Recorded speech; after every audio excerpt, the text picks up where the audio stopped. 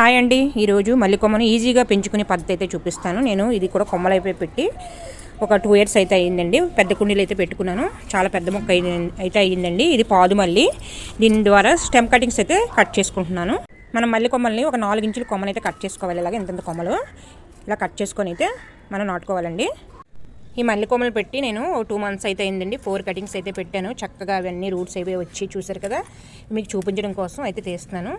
ఇవన్నీ కూడా మళ్ళీ ఒక కొత్త కుండీలు అయితే వేసుకుంటే సరిపోతుంది. ఇప్పుడు మళ్ళీ ఇంకో స్టెమ్ కటింగ్ చేస్తే పెట్టి చూపిస్తాను ఎలా పెట్టాలనేది. మల్లి కొమ్మలు ఇటువంటి ముద్ర కొమ్మలు అయితే తీసుకొని క్రాస్ కటింగ్ చేసుకొని చిన్న పాట్స్లను అయితే అలోవెరా జెల్లో ముంచేసి ఇలా దీంతో ఇలా పెట్టేస్తున్నానండి.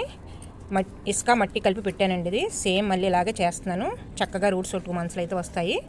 చూడండి, ఇలా చిన్న చిన్న పాట్స్లో మనం వేస్ట్ పాట్స్లో అయితే వేసుకున్నాం అనుకుని ఇలా మొక్క తీసి మనం పెట్టేసుకోవచ్చండి. ఈ వీడియో కనుక నచ్చినట్లయితే ఒక లైక్ అయితే ఇవ్వండి, షేర్ చేయండి, సబ్స్క్రైబ్ చేసుకోండి.